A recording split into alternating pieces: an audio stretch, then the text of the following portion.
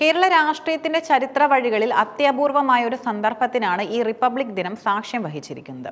പതിറ്റാണ്ടുകളായി പുരസ്കാരങ്ങളോട് മുഖം തിരിച്ചു നിന്ന ഇടതുപക്ഷ പാർട്ടികളെയും കേന്ദ്ര സർക്കാരിന്റെ കേരളത്തോടുള്ള സമീപനത്തെയും ഒരുപോലെ പുനർവിചിന്തനത്തിന് പ്രേരിപ്പിക്കുന്ന തരത്തിലാണ് ഇത്തവണത്തെ പത്മ പുരസ്കാര പ്രഖ്യാപനങ്ങൾ വന്നിരിക്കുന്നത്.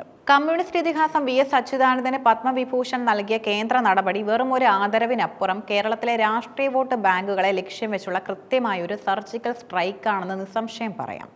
ഭാരതത്തിന്റെ പരമോന്നത സിവിലിയൻ ബഹുമതികളിൽ ഒന്നായ പത്മവിഭൂഷൺ കേരളത്തിന്റെ ജനപ്രിയ നായകൻ VS അച്യുതാനന്ദനെ തേടിയെത്തിയപ്പോൾ അത് കേവലം ഒരു മരണാനന്തര ബഹുമതിയല്ല, മറിച്ച് കേരളത്തിലെ ഇടതുപക്ഷ രാഷ്ട്രീയത്തിന്റെ വേരുകളിൽ പടർന്നു കയറാനുള്ള BJPയുടെ പ്ലാൻ ബിയുടെ ഭാഗമാണത്.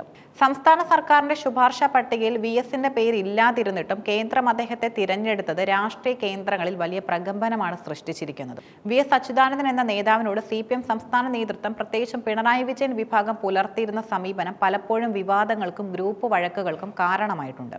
VS സജീവ രാഷ്ട്രീയത്തിൽ നിന്ന് മാറി നിന്ന അവസാന നാളുകളിൽ അദ്ദേഹത്തിന് അർഹമായ പരിഗണന പാർട്ടി നൽകിയില്ലെന്നൊരു വികാരം അണികൾക്കിടയിലുണ്ട്. ഈ വികാരത്തെയാണ് കേന്ദ്ര സർക്കാർ തന്ത്രപരമായി അഭിസംബോധന ചെയ്തിരിക്കുന്നത്.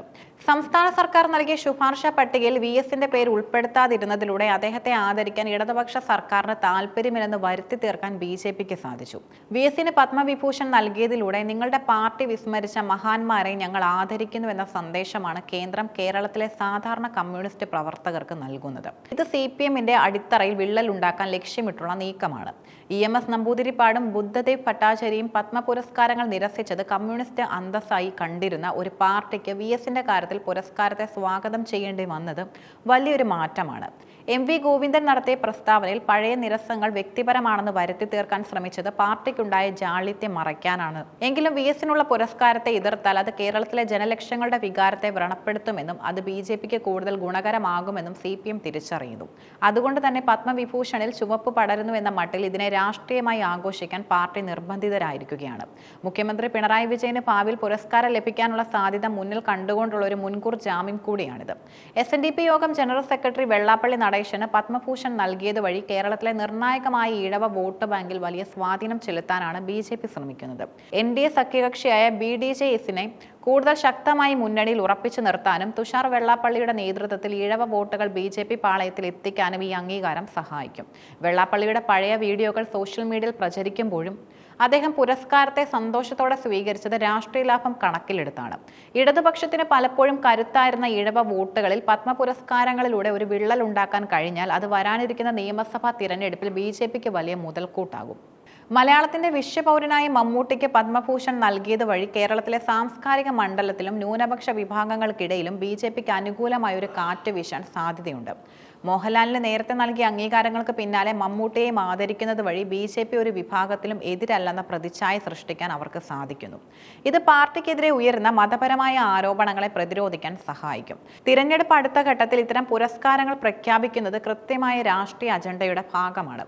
VSനും മമ്മൂട്ടിക്കുമൊക്കെ പുരസ്കാരം ലഭിക്കുമ്പോൾ അതിനെ രാഷ്ട്രീയ നീക്കമെന്ന് പറഞ്ഞ് എതിർക്കാൻ കോൺഗ്രസിനും UDFനും കഴിയില്ല. കേരളത്തിലെ പരമ്പരാഗത വോട്ട് ബാങ്കുകൾക്ക് പുറത്തു നിൽക്കുന്ന വലിയൊരു വിഭാഗത്തെ ആകർഷിക്കാൻ ഈ ആദരിക്കൽ രാഷ്ട്രീയം സഹായിക്കും. തങ്ങൾ അധികാരത്തിൽ വന്നാൽ കേരളത്തിലെ ഇതിഹാസങ്ങളെ അർഹമായ രീതിയിൽ ആദരിക്കുമെന്ന വാഗ്ദാനമാണ് ഇതിലൂടെ നടപ്പിലാകുന്നത്. VSന്റെ മകൻ അരുൺകുമാർ പറഞ്ഞതുപോലെ VS ഒരിക്കലും അംഗീകാരങ്ങൾക്കായി ദാഹിച്ച വ്യക്തിയല്ല. എന്നാൽ രാജ്യം അദ്ദേഹത്തെ ആദരിക്കുമ്പോൾ അത് അദ്ദേഹത്തോടൊപ്പം തന്നെ ആയിരക്കണക്കിന് സമര സഖാക്കൾക്കുള്ള അംഗീകാരമായി മാറുന്നു. ഈ വൈകാരികമായ ബന്ധത്തെ രാഷ്ട്രീയമായി ഉപയോഗിക്കാനാണ് BJP ശ്രമിക്കുന്നത്. പത്മ പുരസ്കാരങ്ങളിലൂടെ കേന്ദ്ര സർക്കാർ കേരളത്തിൽ പുതിയൊരു രാഷ്ട്രീയ പരീക്ഷണത്തിന് തുടക്കമിട്ടിരിക്കുകയാണ്. VS എന്ന ഇതിഹാസത്തെ CPMൽ നിന്നും രാഷ്ട്രീയമായി അടർത്തിയെടുക്കാനുള്ള ശ്രമമാണിതെന്നും ചിലർ വിലയിരുത്തുന്നു. വെള്ളാപ്പള്ളിയിലൂടെയുള്ള സാമുദായിക ധ്രുവീകരണവും മമ്മൂട്ടിയിലൂടെയുള്ള സാംസ്കാരികമായിട്ടുള്ള ഒത്തുചേരലും ചേരുമ്പോൾ കേരള രാഷ്ട്രീയത്തിന്റെ ഗതി മാറ്റാൻ BJPക്ക് സാധിക്കുമോ എന്നതും വരും തിരഞ്ഞെടുപ്പുകളിൽ തെളിയിക്കും. എന്തായാലും പത്മ പുരസ്കാരങ്ങളോടുള്ള ഇടതുപക്ഷത്തിന്റെ വിമുഖത അവസാനിച്ചത് കേരള രാഷ്ട്രീയത്തിലെ വലിയൊരു മാറ്റത്തിന്റെ തുടക്കമാണ്. ഭരണകൂടം നൽകുന്ന അംഗീകാരങ്ങളെ രാഷ്ട്രീയ ബോധ്യങ്ങളുടെ പേരിൽ തള്ളിക്കളയുന്ന കാലം കഴിഞ്ഞുവെന്നും അംഗീകാരങ്ങളെ തന്ത്രപരമായി ഉപയോഗിക്കുന്ന കാലം വന്നുവെന്നും VSനുള്ള പത്മഭൂഷൺ നമ്മെ ഓർമ്മിപ്പിക്കുന്നു.